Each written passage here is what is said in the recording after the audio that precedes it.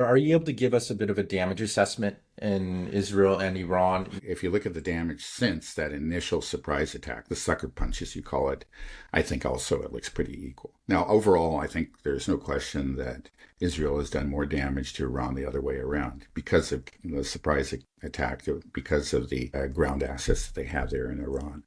But over time, we'll see. There's a big question. I mean, this is a if this turns into a war of attrition, and it appears to be going that way, there I think two factors that you have to that really look at. One is at least two. Okay, the platforms that are being used to launch these missiles. It's a war of platforms, and then it's also a war of the missiles themselves.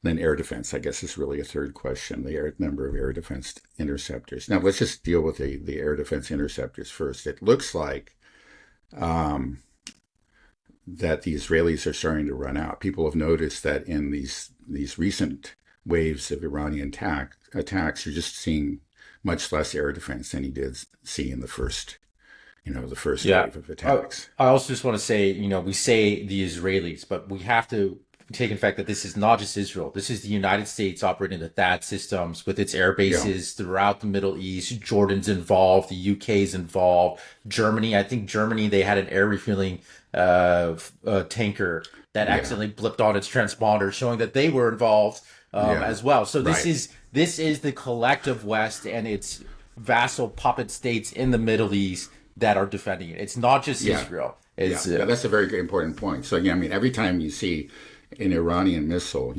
strike the ground in Israel, it hasn't just passed through Israel's own air defense system. It's David Sling, Arrow. People often say the Iron Dome, but the Iron Dome is actually was created and is used to defend against really kind of low technology attacks from places like Gaza, Katyusha rockets, that kind of thing. So it's really not the Iron Dome, but sometimes Iron Dome is kind of just used to describe the overall air defense right. system. People are using it loosely. And then Patriot systems that have been supplied, THAAD, as you said. And then there are U.S., French, British aircraft, ships, U.S. naval vessels that are also firing interceptors. So whenever you see one of these impacts, that this missile has gone through all of that. But in spite of all that, it looks like interceptors are already being depleted within Israel, and there's and all those powers that are allied with Israel. It took them two Because days for the collective yeah, West. And it right, didn't we poll Pete Hegseth said, yeah, we've diverted yeah, air defense assets from Ukraine to yeah. to the Middle East. So Right. we I think know. actually, I think more assets have been diverted, or at least they're in the process of being diverted now from Ukraine. And then also the report came out this morning that an air defense system, is being transferred from Qatar to Israel. So this shows, I mean, all that shows that they're in as far as air defense goes, they're running out of air defense. That's a fact. Now the Israelis are claiming that they've pretty much destroyed Iranian's air defense system and that they can, fly through the airspace unimpeded and all that. And maybe that's true. Other people are saying that no, actually, it looks like the Iranian air defense system is coming back and is becoming more effective.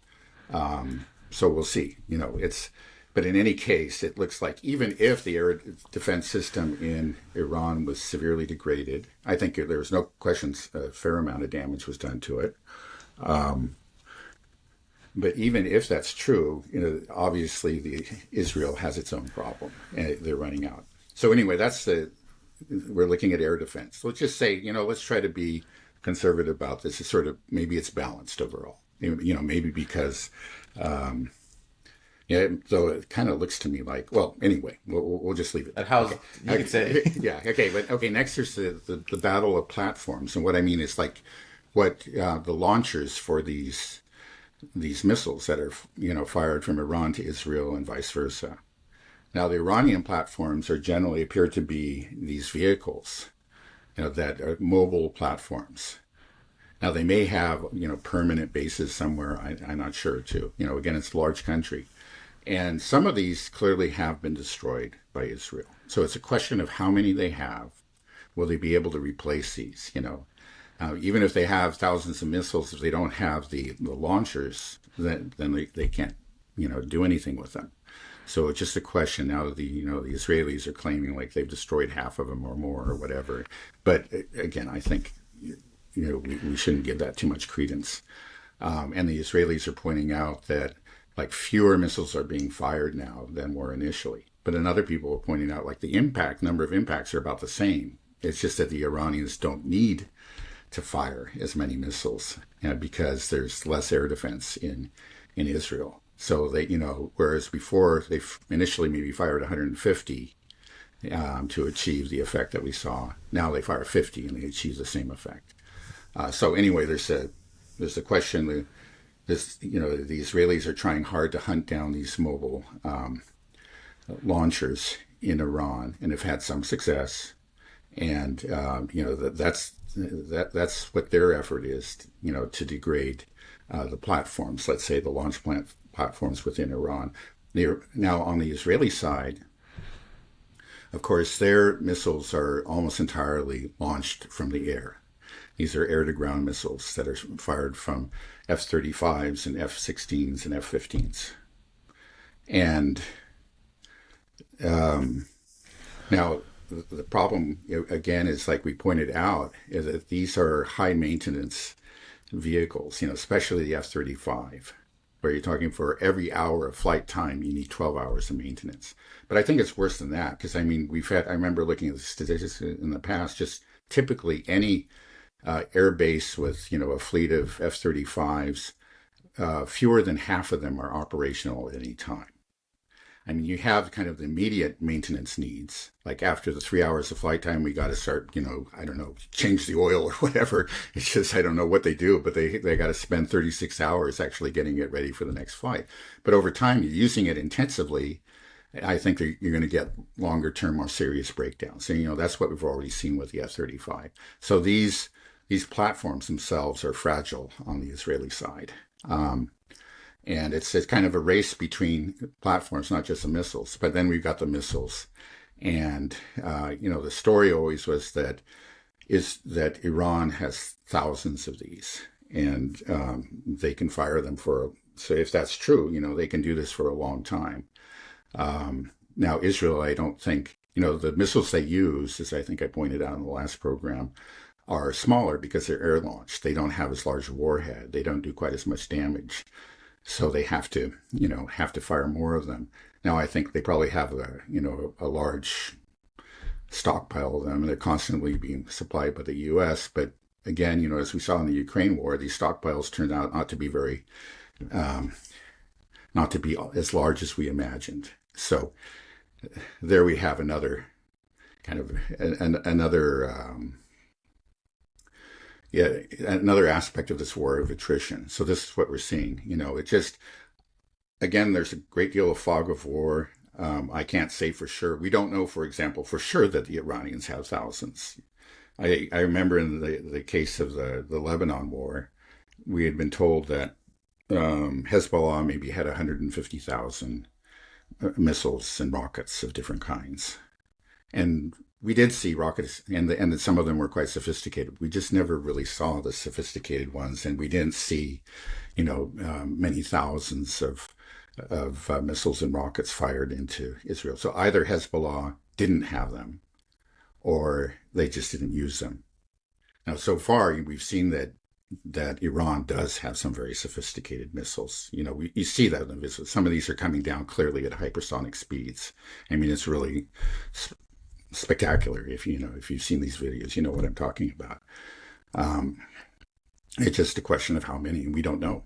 So, but if indeed Iran has these and they have a sufficient number of launchers, I think it actually looks very, very grim for Israel.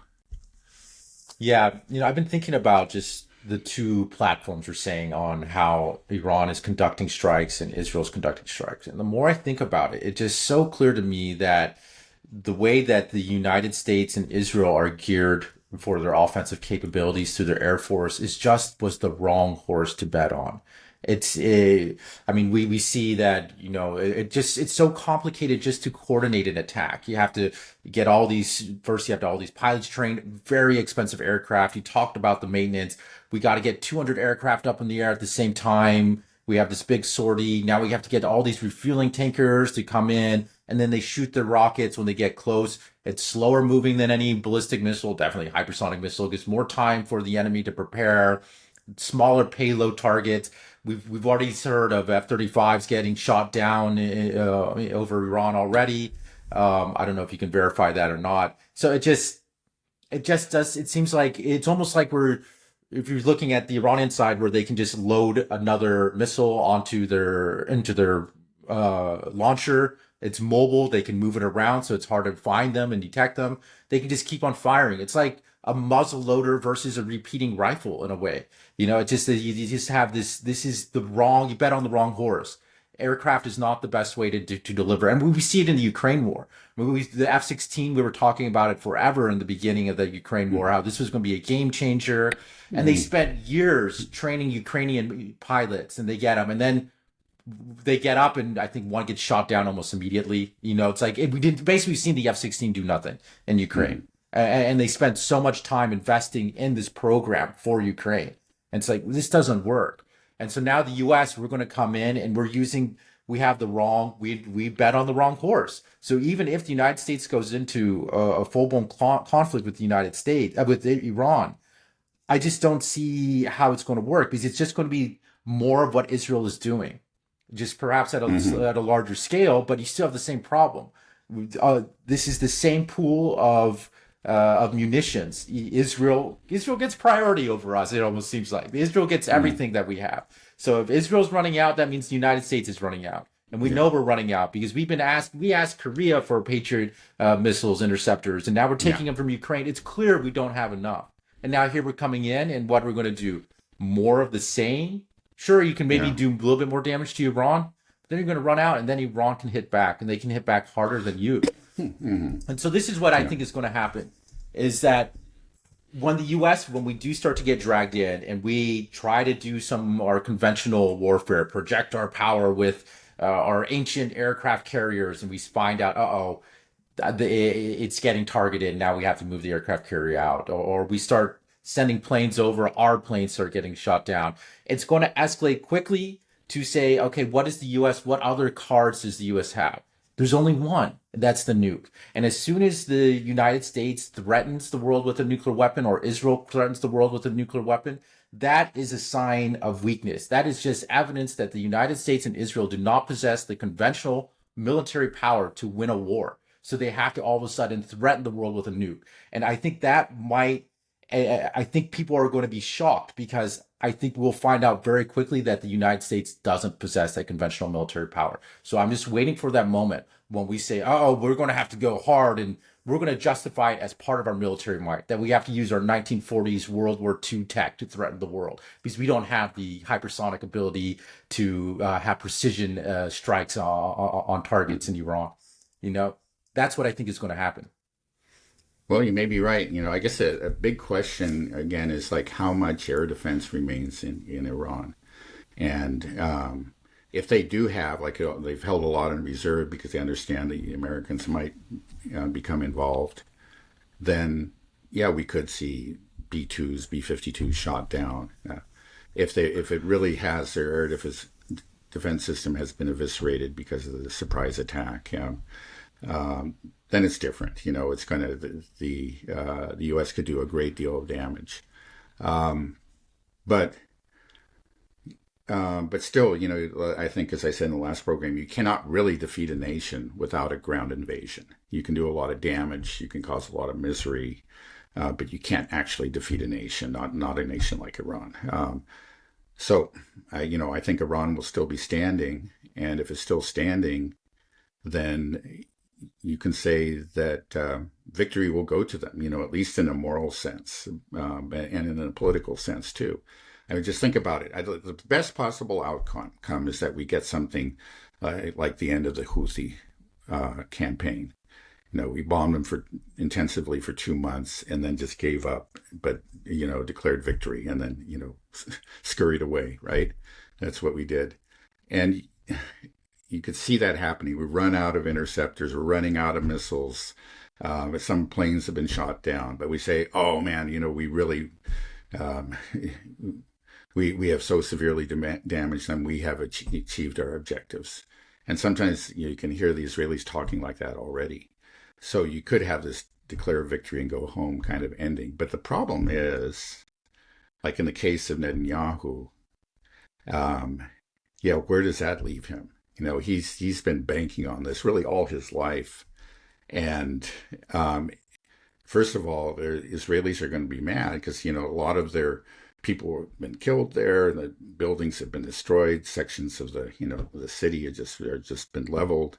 And they say, what did you do? It's just Iran's still there. The government's still in power, and they're very angry. And they've pulled out of the NPT. They're threatening to do that right now. And going to go for, you've said that the whole purpose of this was to deprive them of a nuclear weapon. Now they're going for a nuclear weapon, and you failed to, destroy their capacity to do that. And I think even with American involvement, it's doubtful that they can actually completely, destroy the Iran nuclear program and their ability to develop a weapon. My understanding is like that. What is it? The Fodro facility. I know I'm pronouncing it incorrectly, but it's one. It's just so deep underground that it was actually designed to survive a nuclear impact, and so that's going to stay. No matter what happens, and I think that we can expect that Iran after this is going to say we have to go nuclear. Look, we tried to do this through diplomacy and by, using our civilian program as leverage. That failed, obviously. There's only one alternative, and that is to go nuclear. We saw what happened in North Korea. And the whole world is going to be looking at that and saying, yeah, if you really want to be safe, protect yourself from the U.S. and Israel, you have to go nuclear. This is just, no matter what you look at it. This is, so I think, I agree. That's the best possible outcome. I'm not talking about, if the U.S. becomes involved and then there are attacks on American bases and Strait of Hormuz and all that, this is the best possible outcome. Right. Everybody's going to have nukes after this, and that's the scary thing. We had North Korea go for it, and we saw that they didn't get bothered after they got the nuke. If Iran does it as well, then it's just going to be like, okay, the NPT has failed. And all this could have been resolved if we just didn't keep on threatening people. You're right. And it's also, the IAEA has got to share. It shares a great part of the blame. I mean, their role in this is very ignoble. I mean, it's shameful. The Russians are furious at them. The Iranians are too. They have not yet condemned the Israeli attack on the Natanz nuclear facility. And there's another one I know that the Israelis have attacked. This is, again, a clear violation of international law, and it's what they're supposed to be in charge of, what they're supposed to prevent, and they just can't say anything about it. They just made some sort of bland comment about, we oppose attacks on nuclear facilities. They just can't, just like in Russia, where clearly the Ukrainians again and again have targeted, nuclear power plants, both in, the former Ukraine and within, pre-2014 Russian territory.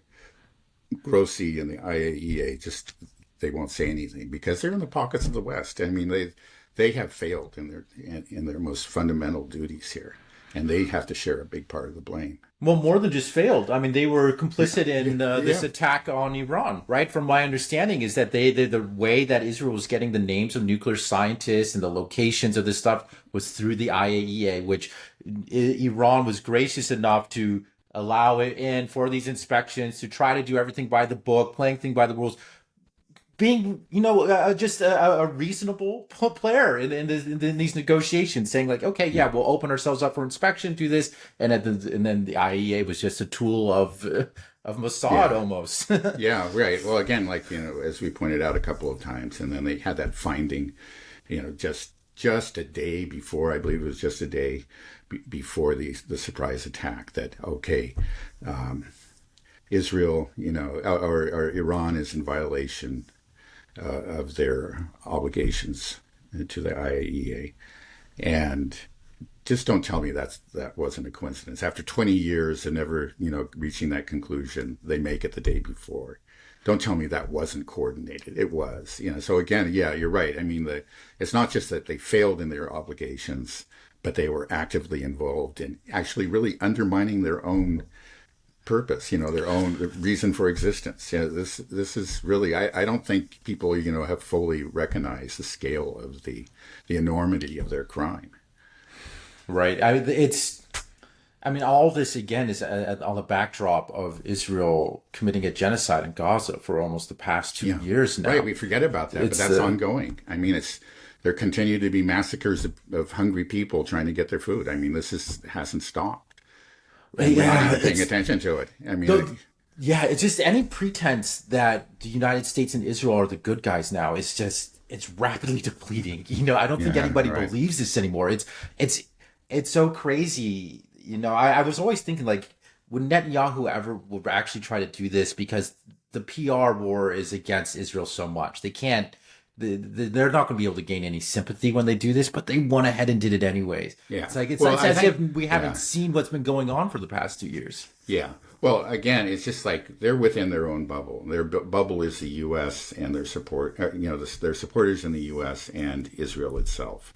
And within that bubble, it's just like, okay, yeah, the whole world's against us, but that's how it is with the Jews. They're all anti-Semites, and to hell with them. We're going to do what we have to do. I think that's clearly the attitude.